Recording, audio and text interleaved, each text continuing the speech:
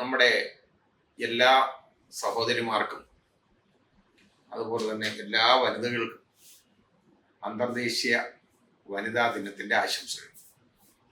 അപ്പോൾ ഈ ആശംസ ഞാൻ പറഞ്ഞെങ്കിൽ പോലും ഞാൻ അതീവ ദുഃഖിതനാണ്.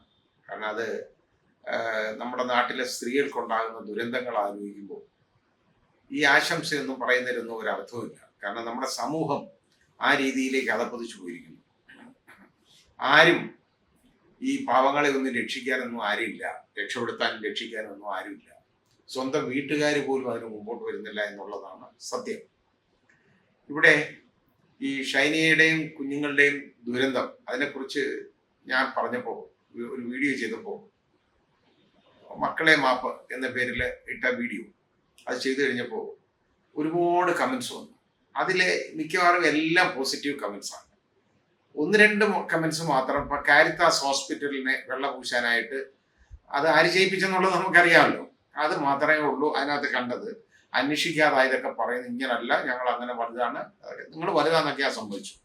പക്ഷെ ഇതുപോലെ ഒരു പാവപ്പെട്ട സ്ത്രീ ഉണ്ടല്ലോ, കരഞ്ഞു വിളിച്ചു വന്നപ്പോൾ അവർക്കൊരു ജോലി കൊടുക്കാൻ തയ്യാറാവാതിരുന്നിട്ട് ന്യായം പറഞ്ഞുകൊണ്ട് കാര്യമൊന്നുമില്ല.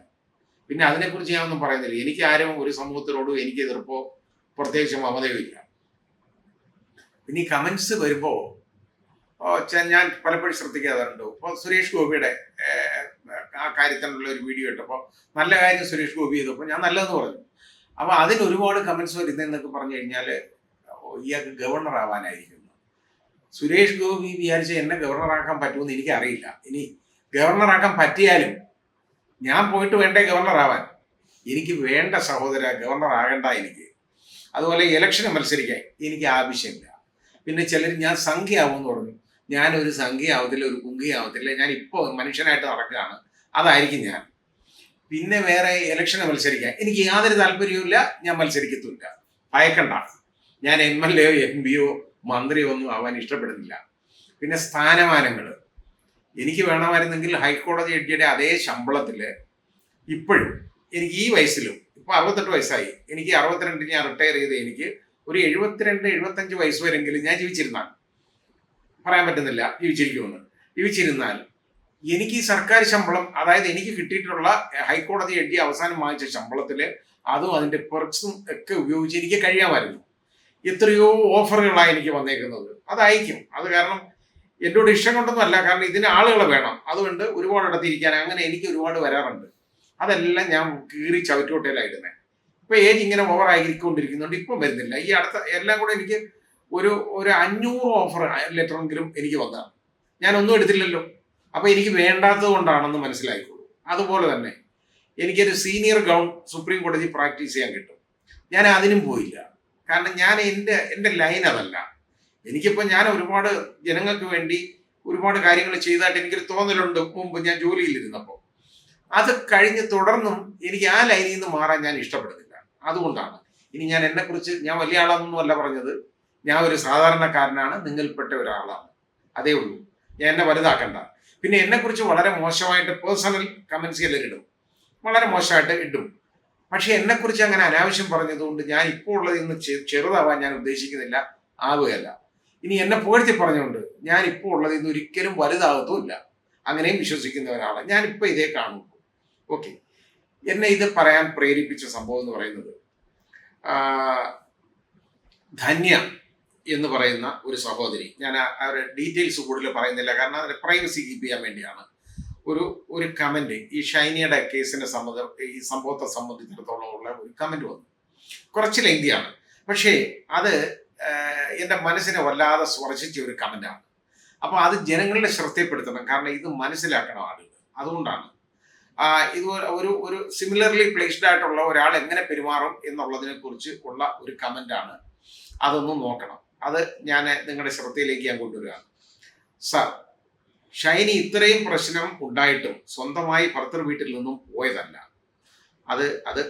എനിക്ക് ഒരു പുതിയ അറിവാണ്, ഇതല്ല.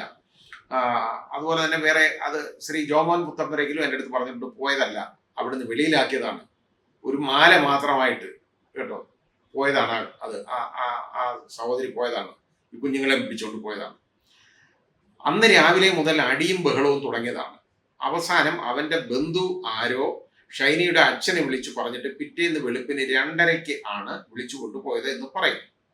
ഇത്രയും പ്രശ്നം ഉണ്ടായിട്ടും സ്വന്തമായി വീട്ടിൽ വിളിച്ചു പറയാൻ എന്തുകൊണ്ട് ഷൈനി കൂട്ടാക്കിയില്ല?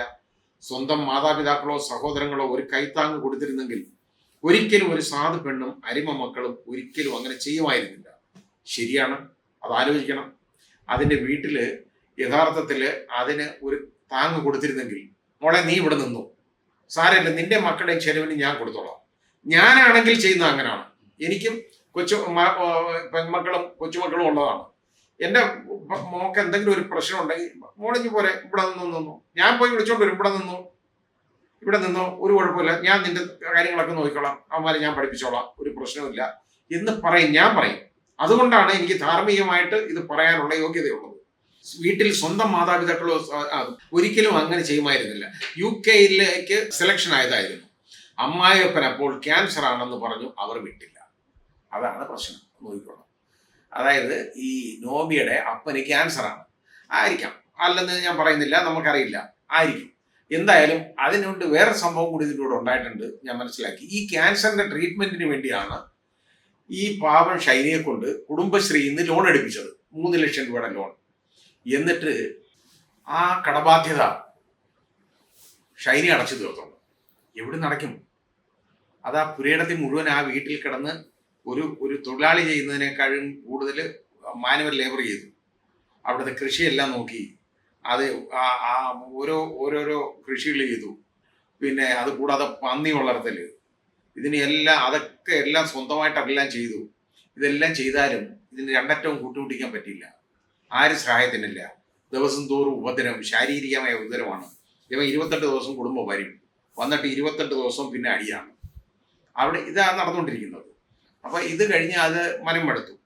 ഇതാണ് ഒരു സംഭവം. ഇനി അടുത്തത് തുടരുന്നു, അതായത് കമന്റ് തുടരുന്നു. UK selection ആയതായിരുന്നു. അമ്മായിയപ്പൻ അപ്പോൾ ക്യാൻസർ ആണെന്ന് പറഞ്ഞു, അവർ വിട്ടില്ല. സാർ, ഞാൻ ഒരു ഷൈനിയെ പോലെ തന്നെയുള്ള ഒരു നേഴ്സാണ്, യൂറോപ്പിലാണ്. എനിക്കൊന്ന് ഇമാജിൻ ചെയ്യാൻ പറ്റില്ല ഇത്രയും കഷ്ടപ്പെട്ട് പണിയും കോഴി വളർത്തും പന്നി വളർത്തും മീൻ വളർത്തും ഒക്കെയായി ജീവിതം മുന്നോട്ട് കൊണ്ടുപോകാൻ. ഞങ്ങളെപ്പോലെ ഇതുപോലെ സമാധാനമായി ജോലി ചെയ്ത് ലക്ഷങ്ങൾ സാലറി വാങ്ങി സുഖമായി ജീവിക്കേണ്ട പെണ്ണും കുഞ്ഞുങ്ങളുമല്ലേ അവർ. ശരിയാണ്. ഇപ്പോൾ UK പോയിരുന്നെങ്കിൽ ഒരു മാസം എങ്ങനായാലും ശരി ഒരു BSc നേഴ്സിന് ഒരു ആവറേജ് ഒരു 4 ലക്ഷം രൂപ നമ്മുടെ ഇന്ത്യൻ രൂപ ആണെങ്കിൽ സാലറി കിട്ടും. അപ്പൊ അത് കിട്ടുമായിരുന്നു. അത് വിട്ടില്ല. കാരണം ഈ തന്തയ്ക്ക് ഇടന്നു, അവന്റെ അപ്പനെ നോക്കിക്കൊണ്ട്, അവനൊക്കെ ക്യാൻസറാണ്. ഈ പെൺകുട്ടി എന്താ ചെയ്യേണ്ടത്? അപ്പൊ അതൊന്ന് തിരിച്ചറിയണം. പിന്നെ ജന്മം കൊടുത്ത കുഞ്ഞ് തന്നെ അമ്മയ്ക്കെതിരെ അടിച്ചെന്ന് പറഞ്ഞ് കേസ് കൊടുത്തപ്പോഴും, കുടുംബശ്രീക്കാരെ ഇവൾ ചെയ്യാത്ത തെറ്റിന് കേസ് കൊടുത്തപ്പോഴും, പോലീസ് സ്റ്റേഷൻ വഴി കയറിയിറങ്ങി നടന്നപ്പോഴൊക്കെ ആ പാവത്തിന് എത്രത്തോളം മുറിവേറ്റിരുന്നു എന്ന് ഓർത്തു നോക്കിക്കോളൂ. ശരിയാണ്. ഈ മൂത്ത കുട്ടിയെ കൊണ്ട് ഇവനൊരു കേസ് കൊടുപ്പിച്ചു, ഇതിൻ്റെ എതിരെ പോലീസ് കേസ്, അതിനെ അടിച്ചെന്ന് പറഞ്ഞ്. അവര് മാതാവാണെങ്കിൽ യഥാർത്ഥത്തിൽ ശിക്ഷിക്കേണ്ടതാണെങ്കിൽ ശിക്ഷിക്കും. ആ കുട്ടിക്ക് അതിനോട് സ്നേഹമില്ലാത്തതാണോ? കാരണം ഈ മരണത്തിൽ പോലും ഉണ്ടല്ലോ, ഇത് അറിഞ്ഞുകൊണ്ട് ആ കുട്ടികൾ വളരെ എന്ത് അരുമയായിട്ടാണെന്നറിയാമോ ഈ ഈ ഷൈനിയോടൊപ്പം ആ റെയിൽവേ പാളത്തിലേക്ക് നടന്നു വന്ന് നമ്മൾ കണ്ടത്. അത് മുഴുവൻ മാധ്യമങ്ങൾ കാണിക്കുന്നുണ്ടല്ലോ. അപ്പൊ അത് ആ കുട്ടിയെ കൊണ്ടുവരെ കേസ് കൊടുപ്പിച്ചു, കുടുംബശ്രീ കേസ് കൊടുത്തു, ഇതുപോലെ കളിപ്പിച്ചെന്നൊക്കെ പറഞ്ഞ് അങ്ങനായി. ഇനി വീണ്ടും കിട്ടിയ ജോലികളെല്ലാം ഓരോരുത്തരായി തട്ടിക്കളഞ്ഞപ്പോൾ, ജീവിക്കാൻ മാർഗമില്ലാതായപ്പോൾ, ഞാനാണെങ്കിലും ഒരുപക്ഷെ ഇതുപോലെ എന്തെങ്കിലും കടുകൈ ചെയ്തു പോകും. സഹോദരി, ഒരിക്കലും ചെയ്യരുത്. കാരണം ജീവിതത്തിൽ ഒരുപാട് പ്രതിസന്ധികൾ ഉണ്ടാവും. ആ പ്രതിസന്ധികളെ തരണം ചെയ്യാൻ നമ്മൾ പഠിക്കണം. അതല്ലാതെ ഈ ആത്മഹത്യ എന്ന് പറയുന്നത് അതിനൊരു മാർഗമല്ല. ആത്മഹത്യ ചെയ്ത് കഴിഞ്ഞാൽ ഈ നമ്മളെയൊക്കെ പരാജയപ്പെടുത്താൻ വരുന്ന ആളുകളുണ്ടല്ലോ, അവർ വിജയശ്രീ ലാളിതരായിട്ട് നടക്കും ഇവിടെ, അതേ ഉള്ളൂ. അല്ലാതെ ഈ മരിച്ചുപോയവർക്കൊന്നും വേറെ ഒന്നും കിട്ടാനില്ല. അവർക്കെന്താ പിന്നെ ഉള്ളത്? അതുകൊണ്ട് ഈ ജീവിച്ചിരിക്കുന്നവന്മാരുണ്ടല്ലോ, അവന്മാരെ സൂഹിക്കും. അങ്ങനെ ചെയ്യരുത്. അതുകൊണ്ടാണ് ഞാൻ പറഞ്ഞത്, അങ്ങനെ ആകരുത്. അങ്ങനെയുള്ള ഒരു കാഴ്ചപ്പാട് വേണ്ട നമുക്ക്. കാരണം ഒരു മനുഷ്യജീവിക്ക് താങ്ങാവുന്നതിന് ഒരു പരിധിയില്ലേ? ശരിയാണ് സർ. ഒരു കാര്യം കൂടി, ഇവിടെ വെസ്റ്റേൺ കൺട്രീസിൽ ഗ്യാപ്പ് ഉണ്ടെങ്കിൽ, അതായത് ജോലിയിൽ ഗ്യാപ്പ് ഉണ്ടെങ്കിൽ അതിന് നമ്മൾ ജസ്റ്റിഫിക്കേഷൻ കൊടുത്താൽ മതി. ചൈൽഡ് കെയർ, അല്ലെ father's care, mother's care, medical issues, whatever. അങ്ങനെ വന്നാൽ അവർ ഒരു മാസം depends on staff capability to adapt, ഒരു പ്രിസെപ്റ്ററിന്റെ കീഴിൽ നമ്മളെ ഡ്യൂട്ടിക്കിടും. 99.9% ആൾക്കാരും അതിനുള്ളിൽ കേപ്പബിൾ ആയി മാറും. ഈ കുറഞ്ഞ സമയത്തിനുള്ളിൽ തിയേറ്റർ ഡ്യൂട്ടി ഒക്കെ ആണെങ്കിൽ may be 3 to 6 months based on hospital policies അങ്ങനെ ആയിരിക്കും. നമ്മുടെ നാട്ടിലെ പ്രൈവറ്റ് ഹോസ്പിറ്റൽ മാനേജ്മെന്റ്സ് ആണ് നഴ്സിന്റെ വില ഇത്രയും തരം താഴ്ത്തി കളഞ്ഞത്. എല്ലാ ആശുപത്രികളെയും കണ്ണടച്ച് പറയാൻ ഞാൻ തയ്യാറല്ല സഹോദരി. മിക്കവാറും ഹോസ്പിറ്റലുകൾ ഈ പറഞ്ഞതുപോലെ ചെയ്യുന്നുണ്ട്, നഴ്സിന്റെ വില താഴ്ത്തി കാണിക്കുന്നുണ്ടായിരുന്നു. കൊറോണ കാലത്ത് ഒരു എക്സ്പീരിയൻസും യവന്മാർക്ക് വേണ്ടായിരുന്നു. ആരെയെങ്കിലും കിട്ടിയാൽ മതി എന്നായിരുന്നു. നമ്മൾ പഠിച്ചതും ചെയ്തതുമായ കാര്യങ്ങൾ എത്ര വർഷം കഴിഞ്ഞാലും മറക്കില്ല. അത് കറക്റ്റാണ്. അതായത് ഒരു നേഴ്സ്, BSc നേഴ്സ്, അവർ നേരത്തെ ജോലി ചെയ്തിരുന്നതാണ്. അതായത് ഷൈനി നേരത്തെ വർക്ക് ചെയ്തിരുന്നു, പിന്നെ ഒരു ഗ്യാപ്പ് ഉണ്ടായി. ഈ ഗ്യാപ്പ് കഴിഞ്ഞപ്പോൾ പിന്നെ വലിയ പ്രശ്നമാണ്. അങ്ങനെയാണ് 1 വർഷം ഫ്രീ ആയിട്ട് അവിടെ ജോലി ചെയ്തോണം കേട്ടോ. അത് കഴിഞ്ഞിട്ട് പിന്നെ വേറെ എവിടെങ്കിലും വേറെ ഏതെങ്കിലും ആശുപത്രി പോയി ചേർന്നോണം എന്ന് പറയാൻ ഇവന്മാരൊക്കെ ആരാണ് ഇത് ആ സ്ത്രീയോട് ഈ രീതിയിലുള്ള ടേംസ് പറയാൻ? എന്തായാലും അവരെ മരണത്തിലേക്ക് തള്ളിവിട്ടതല്ലേ നിങ്ങളെല്ലാം കൂടി ചേർന്നു. ഒന്ന് റിഫ്രഷ് ചെയ്താൽ മതിയാവും. ഏറ്റവും ദുഷ്ട മനുഷ്യവർഗം എനിക്ക് തോന്നുന്നു നമ്മുടെ നാട്ടിലാണെന്ന്. എല്ലാത്തിനും ജാതിയുടെയും മതത്തിന്റെയും പോളിറ്റിക്സിന്റെയും പണക്കൊഴുപ്പിന്റെയും മുഖം മൂടിയിൽ കൂടി മനുഷ്യരെ കാണും. ഈ നാശം പിടിച്ച വ്യവസ്ഥിതികൾ, ചിന്താഗതികൾ എന്ന് മാറുമെന്നറിയില്ല. അതുവരെ ഈ അനീതികളും അരിങ്കൊലകളും കൂടി നാടൊരു പ്രേതാലയമാകാൻ അധികം നാൾ കാത്തിരിക്കേണ്ടി വരില്ല. ഈ സംഭവം നടന്ന് കേട്ടത് മുതൽ സത്യത്തിൽ നേരെയൊന്നും ഉറങ്ങാൻ പറ്റിയിട്ടില്ല. എനിക്ക് വ്യക്തിപരമായ അറിവില്ലെങ്കിലും അവരെക്കുറിച്ച് ഓർക്കുമ്പോൾ തന്നെ വല്ലാത്ത ഒരു വേദന. ഈ അമ്മയ്ക്കും കുഞ്ഞുങ്ങൾക്കും നീതി കിട്ടുമോ സാർ? ഇതാണ് എന്നോട് ആ സഹോദരി ചോദിച്ച ചോദ്യം. എനിക്കതിനൊന്നും പറഞ്ഞു കൊടുക്കാൻ പറ്റുന്നില്ല. കാരണം നീതി കിട്ടും എന്ന് ഞാൻ എങ്ങനെ പറയും? കാരണം നീതി എന്നൊക്കെ പറയുന്നത് നമ്മൾ വിചാരിക്കുന്നതല്ല, വളരെ അകലെയാണ് നീതി. പലപ്പോഴും ആളുകൾക്ക് അപ്രാപ്യമാണ് നീതി. അതിന് പല സാഹചര്യങ്ങൾ വേണം നീതി കിട്ടണമെന്നുണ്ട്. ഒന്നാമത് കോടതി വിചാരിക്കണം, സമൂഹം വിചാരിക്കണം, സ്വന്തം വീട്ടുകാർ വിചാരിക്കണം. ഇത് ഈ ഈ ഈ പെൺകുട്ടിയുടെ ജോലി, അതായത് ഷൈനിക്ക് ഒരു ജോലി കിട്ടാതിരിക്കാൻ ഒരുപാട് പേര് ശ്രമിച്ചു. കാരണം ഇതിനെ ചില ആളുകളുടെ പരിധിയിലേക്ക് കിട്ടണം. അതാരാന്നൊന്നും ഞാൻ പറയുന്നില്ല, ഞാൻ വിടുകയാണത്. പക്ഷെ അത് നടന്നില്ല. ആ കുട്ടി അതിന് തയ്യാറാവാത്തത് കൊണ്ടാണ് അതിന് ഈ പ്രശ്നം വന്നത്. അതിന് വേറെ മാർഗമില്ല. എവിടൊക്കെ അത് ജോലിക്ക് ഒരുപാട് ശ്രമിച്ചു, ഒരൊറ്റ സ്ഥലത്തും അതിന് ജോലി കൊടുക്കാത്തതിന്റെ കാരണം അവിടെ എല്ലാം സ്വാധീനിച്ചിട്ട് അവളെ അവിടെ കയറ്റരുത് കേട്ടോ എന്ന് പറഞ്ഞേക്കും. അത് ഈ സമുദായത്തിന്റെയൊക്കെ തലപ്പത്തിരിക്കുന്ന ആളുകൾ പലപ്പോഴും വിളിച്ചു പറഞ്ഞാൽ ഇങ്ങനെയുള്ള ആശുപത്രികളൊന്നും തയ്യാറാവത്തില്ല എടുക്കാൻ. ഞങ്ങളിതിനെ വയ്യാവിൽ പിടിച്ചു വെക്കണം. അവസാനം നിവൃത്തിയില്ലാതാണ് അതിനൊരു ഒരു അല്പം മാന്യമായ ഒരു ശമ്പളത്തിൽ ഒരു ഓൾഡ് ഏജ് ഹോമിൽ ജോലി കൊടുത്തത്. ആ ഓൾഡ് ഏജ് ഹോമിന്റെ ഉടമ പറയുന്നത് ഞാൻ കേട്ടു. അങ്ങനെ കാര്യം ഷൈനിയുടെ അപ്പൻ ഇപ്പോഴും അയാൾ ജീവിച്ചിരിപ്പുണ്ടല്ലോ. അയാള് ചെയ്ത പണി എന്ന് പറഞ്ഞാൽ എന്താണെന്നറിയാം, ആ കുട്ടി അവിടെ ജോലി ചെയ്തുകൊണ്ടിരുന്നു. 2-3 മാസം അവിടെ ജോലി ചെയ്തുകൊണ്ടിരുന്നപ്പോൾ അവിടുന്ന് വേസ്റ്റ് വാട്ടർ എങ്ങാണ്ട് അങ്ങോട്ടോട്ട് തുറന്നുവിടുന്നു, ഇവിടെ തുറന്നുവിടുന്നു എന്നൊക്കെ പറഞ്ഞ് അയാൾ കൂടെ ചെന്ന് നാട്ടുകാരെ കൊണ്ടോ അവരെ പേര് കേസ് കൊടുപ്പിച്ചു. അവർ പിന്നെ ജോലി വെച്ചുകൊണ്ടിരിക്കാൻ പറ്റുമോ? അയാൾ പറയുന്നു സ്വമേധയാ രാജിവെച്ചു പോയതാ. അങ്ങനെ അല്ലല്ലോ.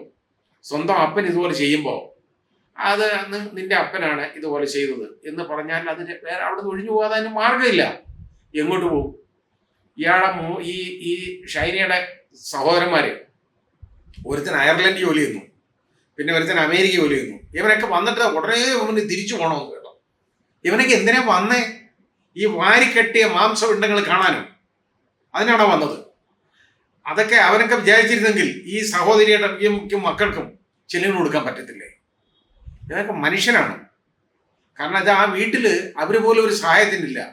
അങ്ങനെ രാത്രി അതിന് അത്രയും കുത്തുവാക്കുകൾ കേട്ടിട്ടാണ് നിവൃത്തിയില്ലാതെ. അത് ഈ അച്ഛൻ്റെ ആണെന്ന് ഒരുപാട് പേര് പറയുന്നുണ്ട് കേട്ടോ. എനിക്ക് ഈ ഡീറ്റെയിൽസ് ഒക്കെ ജോമോൻ പുത്തമ്പരയ്ക്കലും മറ്റു ചിലരുമാണ് എനിക്ക് സപ്ലൈ ചെയ്തിട്ടുള്ളത്. അവർ പറയുന്നു ഇയാളുടെ ശല്യം ഭയങ്കരമായിരുന്നു. അങ്ങനെ ആ രീതിയിലാണ്. ഏതായാലും പോട്ടെ, ഞാൻ അതിനെക്കുറിച്ച് പറയുന്നില്ല. അത് അച്ഛനാണ്. അയാൾ അച്ഛനാണോ എന്ന് എനിക്കിപ്പോഴും സംശയമാണ്. ആണെങ്കിൽ ഇങ്ങനെ പെരുമാറത്തില്ല. കാരണം ഇത് ഒന്നുമില്ലാതെ നിൽക്കുമ്പോൾ അതിനൊരു കൈത്താങ്ങായിട്ട് മാറിയിരുന്നെങ്കിൽ ഇതാ ഒരിക്കലും ഈ രീതി തിരഞ്ഞെടുക്കത്തില്ല. ഈ മക്കളെ കൊണ്ട് സങ്കടമാണ്. അത് കൈയൊഴിയുമ്പോൾ ആരും ഇല്ലാതെ വരുമ്പോൾ ഇങ്ങനെ പോകും. ഇനി ഈ സഹോദരി അല്ലാതെ തന്നെ, അതായത് എനിക്ക് ഈ കമന്റ് അയച്ചു തന്ന സഹോദരി അല്ലാതെ മറ്റൊരുപാട് സഹോദരങ്ങൾ എനിക്ക് ഇതിനെക്കുറിച്ച് വളരെ മനംനൊന്ത് എഴുതിയിട്ടുണ്ട്. അവർക്ക് ആർക്കും ഉറക്കം കിട്ടുന്നില്ല എന്നുള്ളത്. എനിക്കും അങ്ങനെയാണ്. കാരണം ഇവരുടെ മുഖം ആലോചിക്കുമ്പോൾ നമുക്ക് ഉറക്കം വരത്തില്ല. മനുഷ്യർക്ക് ഉറങ്ങാൻ ബുദ്ധിമുട്ടാണ് കുറേ നാളത്തേക്ക്. പക്ഷേ മനുഷ്യൻ്റെ ഒരു കഴിവാണ് ഈ മറക്കാനും പൊറുക്കാനുമുള്ള കഴിവെന്ന് പറയുന്നത്. കുറെ കഴിയുമ്പോൾ ഈ കാലയവനകൾക്കുള്ളിൽ മറഞ്ഞ ഷൈനിയും മക്കളും ഒക്കെ അങ്ങ് വിസ്മൃതിയിലാവും. പക്ഷെ ഇനിയുള്ള സഹോദരങ്ങൾക്കെങ്കിലും ഇങ്ങനെ വരരുത്. ഒരു സഹോദരിക്ക് ഇതുപോലൊരു ബുദ്ധിമുട്ടുണ്ടെങ്കിൽ അവരെ വീട്ടുകാരും നോക്കണം, സ്വന്തം സഹോദരം നോക്കണം. അവരാരും നോക്കിയില്ലെങ്കിലും ഉണ്ടല്ലോ, സമൂഹം ഇടപെടണം ഇതിനകത്ത്. അല്ലാതെ ഇതുപോലെ തന്നെ വേറെ ഒരു മാർഗം അതിനില്ല. ആവുന്ന പണി നോക്കി ജീവിക്കാൻ. ഒന്നും കൊടുക്കത്തില്ല, ഒന്നും കിട്ടത്തില്ല എന്ന് പറഞ്ഞാൽ എന്ത് ചെയ്യും? അതിൻ്റെ കൂടെ കടവും. ഒരു മാർഗമില്ല. അപ്പൊ ആ രീതിയിലാണ് കാര്യങ്ങളുടെ പോക്ക്. ഇതിന്റെ പുറകിലുള്ള ആളുകളൊക്കെ ഉണ്ടല്ലോ, ഇത് ഈ ഭർത്താവ് മാത്രമല്ല, അവന്റെ ബോധനം കൊണ്ട് മാത്രമല്ല, ഈ ഭർത്താവിന്റെ അനിയനെതിരെയുള്ള അന്വേഷണം വരണം. ഒരു വൈദികനുണ്ട്, അയാൾക്കെതിരെ അന്വേഷണം വേണം. ഇത് എവിടെയൊക്കെ വാതിലുകൾ മുട്ടി എന്നുള്ളത് നോക്കണം. ഇതിന്റെ സ്വന്തം പിതാവെന്ന് പറയുന്ന ആളുണ്ടല്ലോ, ഇതിന്റെ ജോലി കളയിപ്പിച്ച ആള്, അയാൾ ഇതിനെ സംരക്ഷിക്കാൻ തയ്യാറായത്. ഇതാണോ മനുഷ്യത്വം? ചിന്തിക്കുന്നത്.